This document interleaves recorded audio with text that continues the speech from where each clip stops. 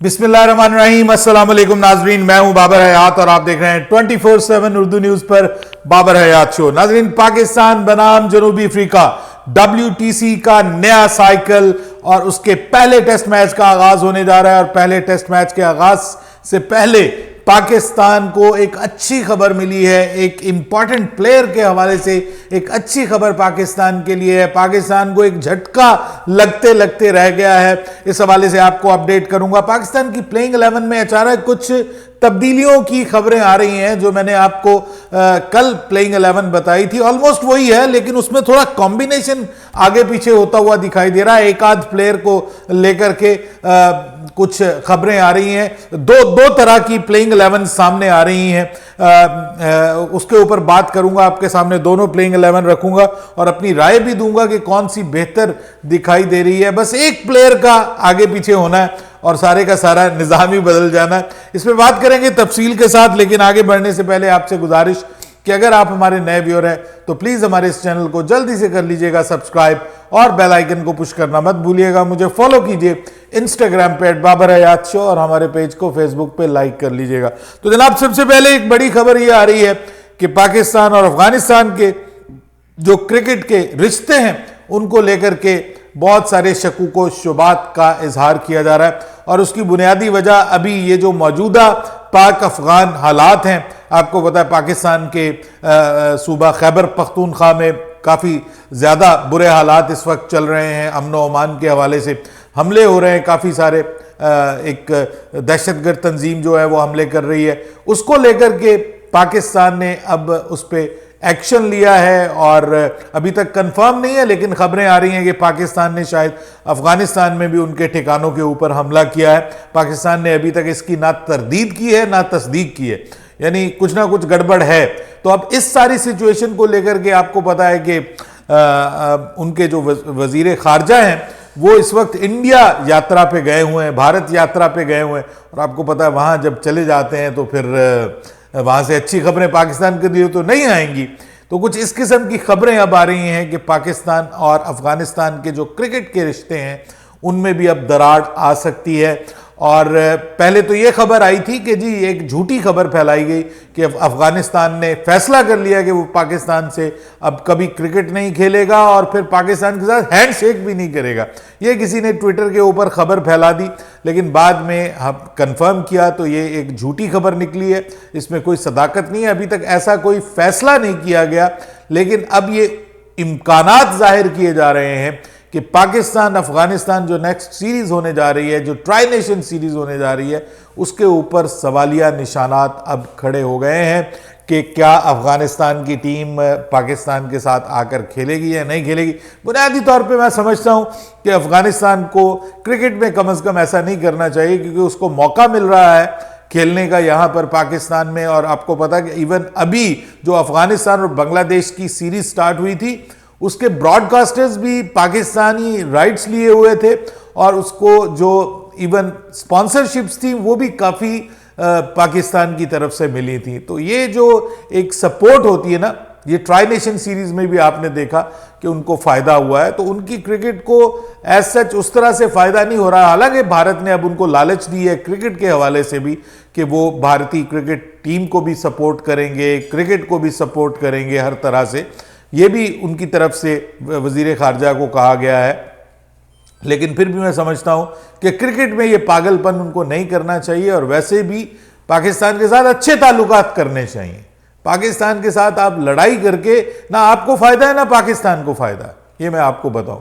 अगर पाकिस्तान को फ़ायदा नहीं है ना तो आपको भी कोई फ़ायदा नहीं होने वाला।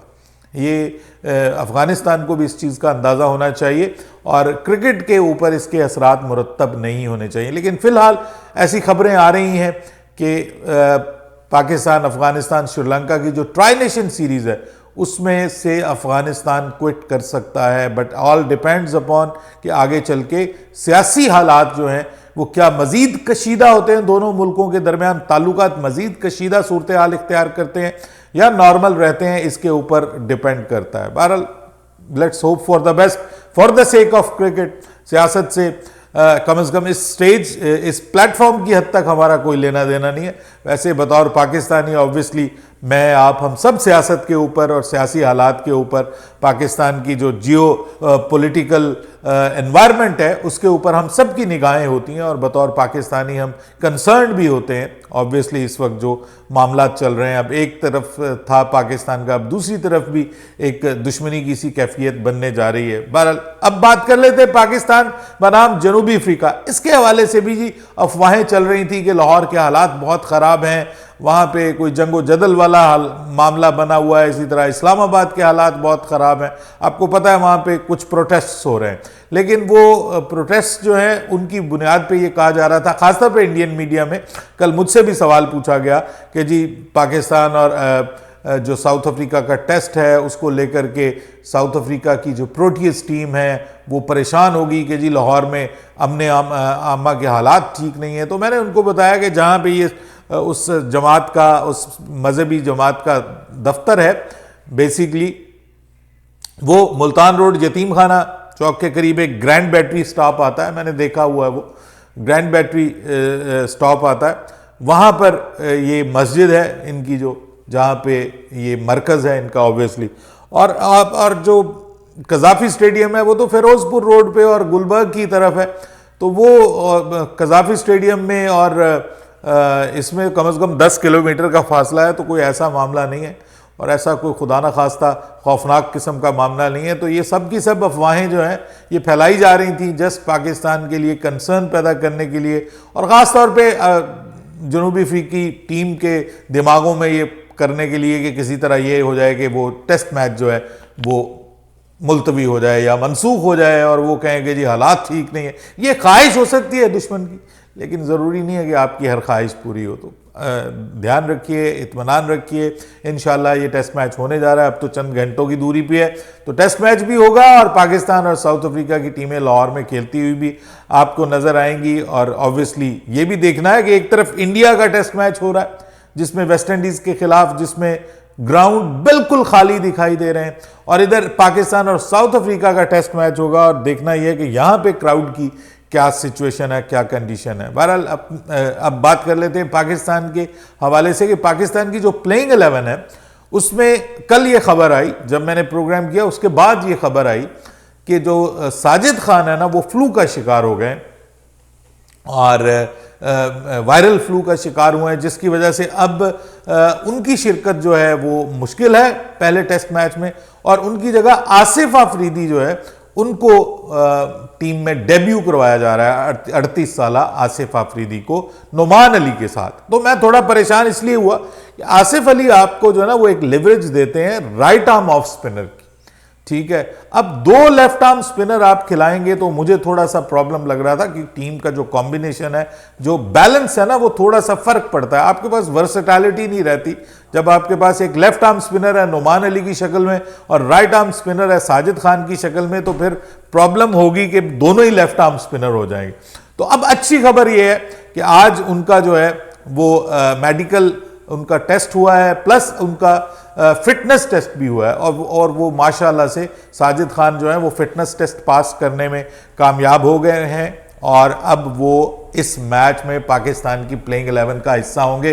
So this is a very good news for Pakistan, क्योंकि उनका टीम के अंदर होना जो है वो बहुत ज़रूरी है। इसके अलावा अगर हम बात करें बैटिंग के, बॉलिंग के, फास्ट बॉलिंग के पर्सपेक्टिव से, तो एक ये दावा किया जा रहा है कि खुर्रम शहजाद ही पाकिस्तान की तरफ से फास्ट बॉलिंग करते हुए दिखाई देंगे, लेकिन दूसरी जानिब ये भी कुछ लोग दावा कर रहे हैं कि जी नहीं, खुर्रम शहजाद नहीं आएंगे बल्कि उनकी जगह हसन अली को शामिल किया जाएगा। तो ये कंफर्म है कि इन दोनों में से कोई एक आएगा।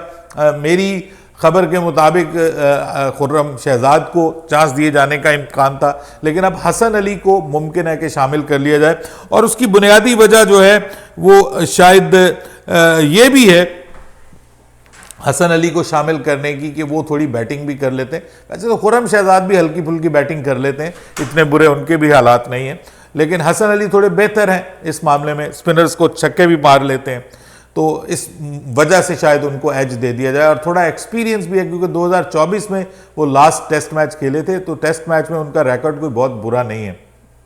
लेट्स सी, खुर्रम शहजाद को मैं समझता हूँ कि वो ज़्यादा अच्छे बॉलर हैं और उनका जो है वो जो लाइन और लेंथ के ऊपर बड़ा ज़बरदस्त कंट्रोल है और नई बॉल के साथ ख़ास तौर पे वो बहुत अच्छी बॉलिंग करते हैं। हसन अली जो है वो नई बॉल के साथ भी अच्छी करते हैं, मुनासिब बॉलिंग करते हैं और बाद में वो फिर रिवर्स स्विंग भी करते हुए नज़र आ रहे हैं।